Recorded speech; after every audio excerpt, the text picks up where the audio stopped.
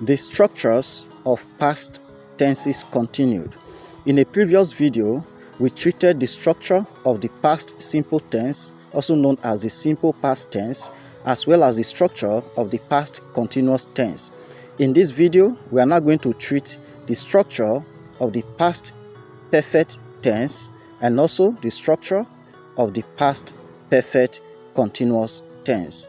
Let us start with the structure of the past perfect tense. Now, the past perfect tense requires two verbs, one to represent the past and the other to represent perfect.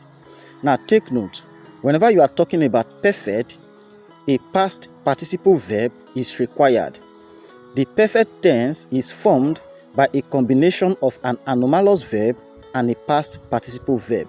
But in this case, we have past perfect. So a past tense anomalous verb is required. Now the structure of the past perfect tense is this. Of course, we have the subject of the verb plus a past tense anomalous verb, which is had, then plus a verb 3. Verb 3 are past participle verbs.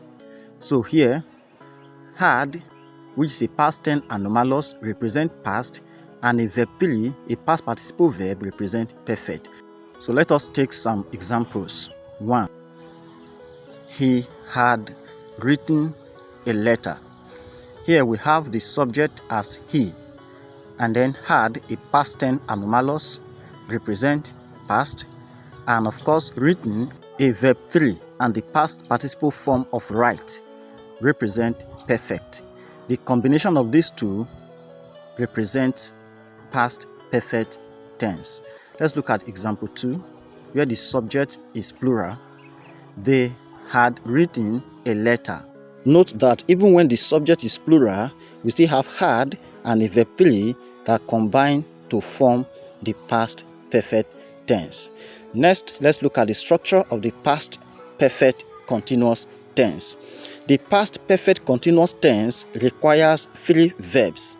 1 to represent the past, the second to represent perfect, and the third to represent continuous or the progressiveness of the action.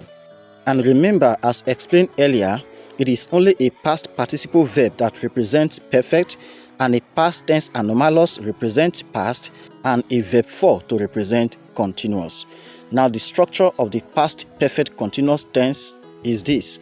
Of course, we have the subject of the verb plus a past tense anomalous, which is had, plus a past participle verb. In this case, the only past participle verb used in the perfect continuous tense is the verb been, and then plus a verb 4. Remember that verb 4 are verbs that end in ing. Okay, so here the past tense anomalous represent past, being a past participle verb, a verb 3 represent perfect, and a verb 4, a verb in the ing, represent continuous or progressiveness of the action.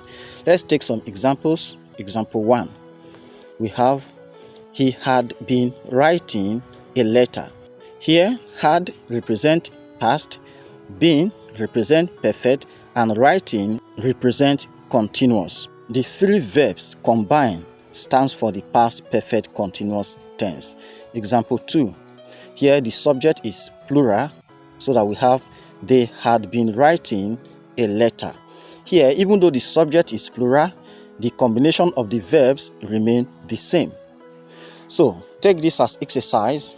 Your verb is drive. Your verb is drive. You are to make 2 sentences, one to represent the past perfect tense and the second to represent the past perfect continuous tense.